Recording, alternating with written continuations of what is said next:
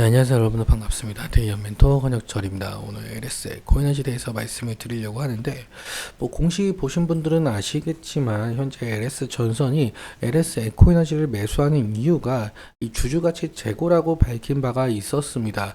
사실 LS 전선이 지속적으로 매수를 하면서 이 유동 주식 수가 줄어드니까 주주가치 재고가 될 가능성이 높긴 하겠죠. 하지만 이 지배구조 개편 가능성도 무시를 못할 것 같은데요. 실제로 LS 마린 솔루션이 LS 빌드인을 자회사로 편입을 하면서 이 구병규 사장 체제로 전환을 하게 된 바가 있었습니다. 그래서 아마도 이 LS 에코에너지도 이 같은 전철을 밟을 가능성이 있기 때문에 오늘 이렇게 말씀을 드리려고 하고요. 그리고 사실 여러분들께 LS 에코에너지 대부분 말씀을 드렸다라고 생각이 들고 있습니다. 그래서 여러분들께서도 LS 에코에너지에 대해서 궁금하신 점이 있다면 꼭 댓글 남겨주셔가지고 제가 그 댓글 하나하나 읽어보면서 여러분들의 궁금증들 모두 풀어드리려고 하니까요. 꼭 남겨주시면 정말 감사할 것 같습니다. 그럼 본론으로 바로 들어가 보도록 할게요. 일단 LS 에코에너지 같은 경우는 아시다시피 베트남과 미얀마의 자회사를 두면서 전력통신 케이블 사업을 진행을 하고 있었고요. 그리고 히토류와 해적 케이블 사업을 추가로 한다라고 밝힌 기업이죠.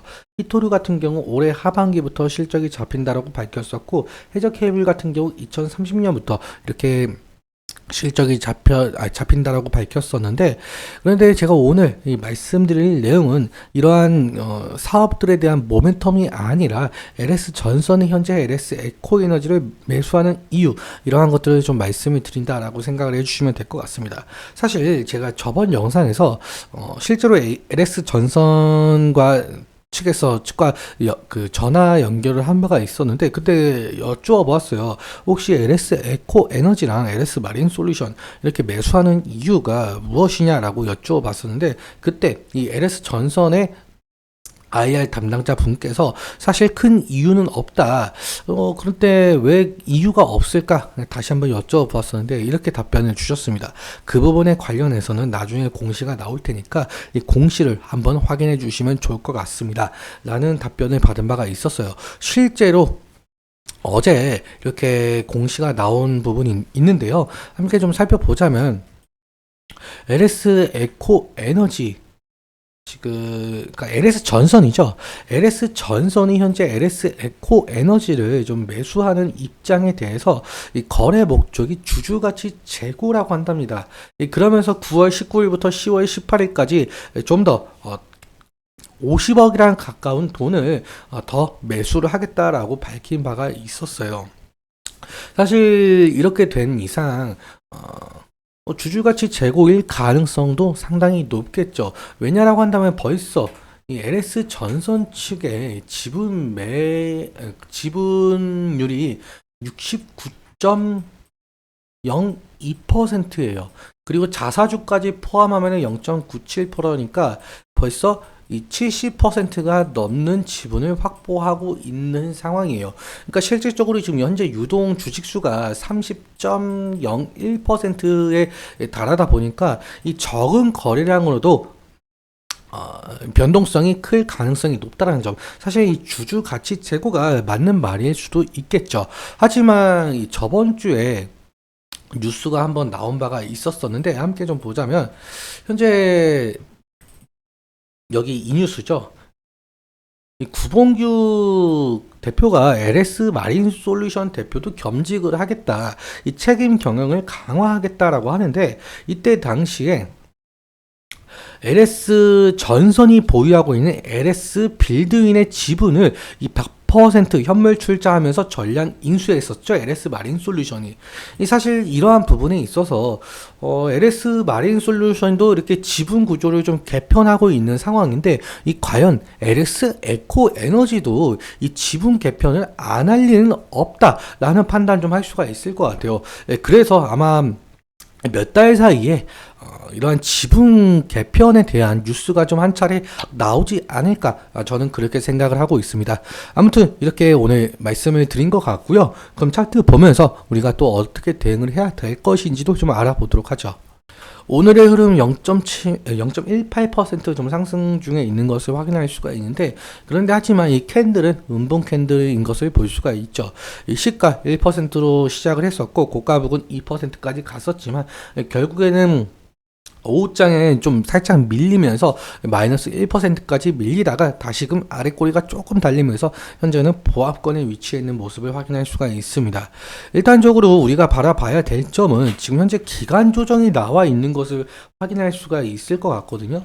이때가 언제죠? 저번 주 금요일이죠.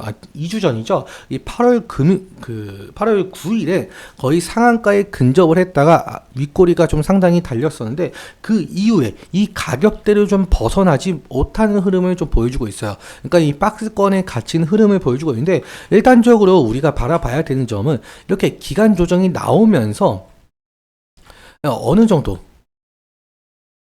여기서 하락을 하면 안 될 가능성이 높겠죠. 그래서 이 구간을 이탈을 하면 리스크적인 관리는 필요할 수 있을 것 같다라는 말씀 드릴 수가 있을 것 같고요. 그리고 바로 위에 우리가 볼 수가 있는 이 저항대 부분이 있거든요.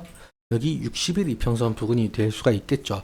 실제로 윗꼬리가 지속적으로 이 부근을 돌파를 해주지 못하고 윗꼬리가 달린 모습을 보아하니 이 구간이 이 저항이 상당히 강하다라고 볼 수가 있을 것 같습니다.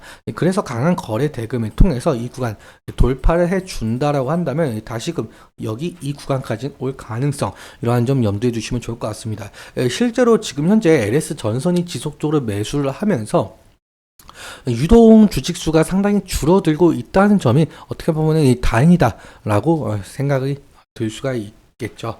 그럼 수급적인 측면은 잠깐 보자라고 한다면요, LS 에코에너지 현재 어제 흐름부터 보죠.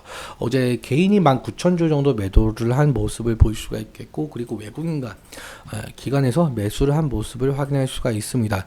그런데 이 기타 법인에서는 이 8,000주 정도 매도가 나온 모습인데요.